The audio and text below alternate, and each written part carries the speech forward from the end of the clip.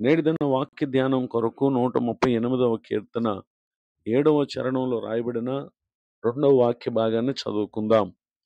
నన్ను రక్షించుటకై నీవు నీ చెయ్యి చాపెదవు. చదవబడిన ఈ వాక్య భాగంలోని దీవెన నా ప్రియులకు మీరందరూ పొందుదురుగాక.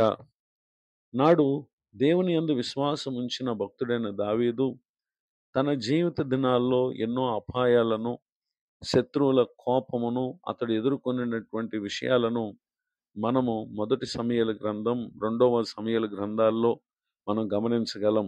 అయితే ఆ పరిస్థితుల్లో అతడు దేవుని యందు ఉంచినటువంటి విశ్వాసాన్ని బట్టి ప్రభు తన పట్ల చేసినటువంటి అనేక మేలును గూర్చి ఈ కీర్తనలో అతడు తెలియచేయటను మనం చూడగలం.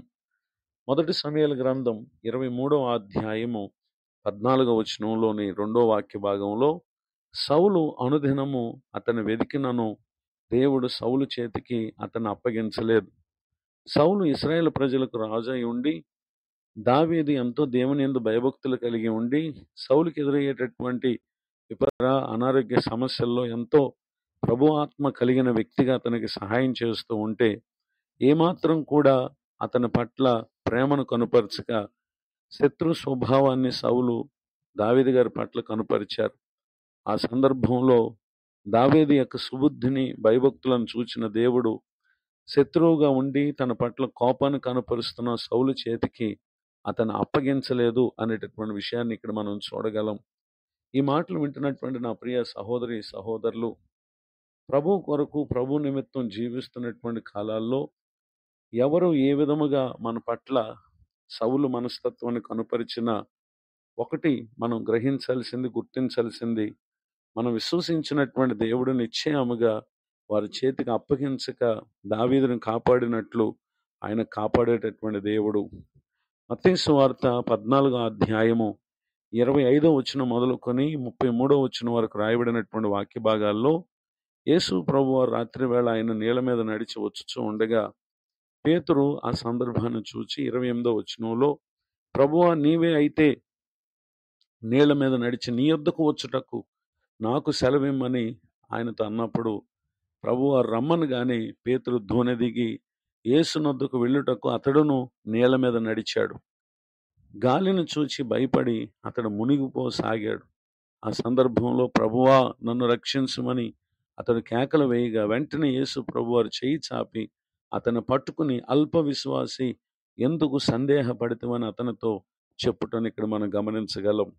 ఈ మాటలు వింటున్నటువంటి నా ప్రియ సహోదరి సహోదరులు, లోకములో లోకంతో పాటు జీవించేటటువంటి ఒక విశ్వాసి లోకము నుండి వేరే ప్రభువు కొరకు ప్రత్యేకంగా బ్రతకటం అనేది ప్రభువునందుంచు విశ్వాసం ద్వారానే అది సాధ్యం.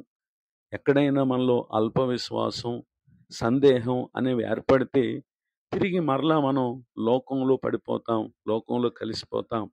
గనుక ఏమాత్రమును మనము ప్రభువునందు ఉంచవలసిన విశ్వాసం విషయంలో బలహీనం కాకుండా నిశ్చయముగా ప్రతి పరిస్థితి నుండి మనలను చెయ్యి చాపి రక్షించే దేవుడిగా యేసుక్రీస్తు ప్రభు ఉన్నారని మనము విశ్వసించినట్లయితే, ఎంతటి మనలను ముంచివేసే పరిస్థితులు మనకు చుట్టూ ఉన్నా, కలవర పెట్టే పరిస్థితులు ఉన్నా, భయపెట్టే సమస్యలు ఉన్నా, నిశ్చయముగా హెబ్రీయులకు రాసినటువంటి పత్రిక 12వ అధ్యాయం 2వ వచనంలో చెప్పబడినట్లు విశ్వాసమును కర్త దాన్ని కొనసాగించు యేసు వైపునకు మనం చూడాలి, కానీ వ్యర్థమైనటువంటి వాటికి మనం చూడకూడదు.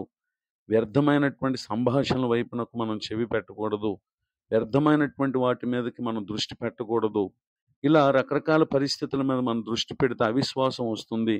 ఆ కారణాన తిరిగి లోకంలో కలిసిపోవటానికి కారణమై నిత్య నరకాగ్నికి పాత్రలం అవుతాం. గనుక ప్రతి పరిస్థితి నుండి తన చేయి చాపి రక్షించగలిగిన దేవుడు ఉన్నాడు. గనుక ఏమాత్రం వాటి వైపు వీటి వైపు చూడక ప్రభు వైపు చూస్తూ ఈ విశ్వాస యాత్రలో మన ఎదుట ఉంచబడిన పందెంలో ఓపికతో పరుగుతుదాం.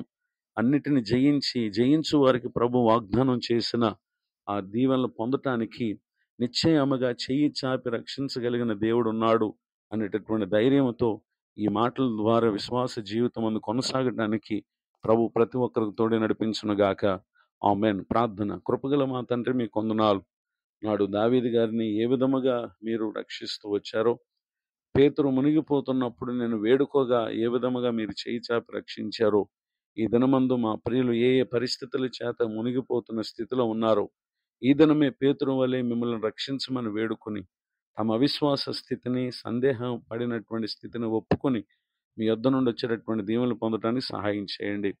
నేటి దిన దీవెనలు సమస్త విషయాలు దయచేయండి. దైవజనులను వారి కుటుంబాన్ని పరిచయం దీవించండి.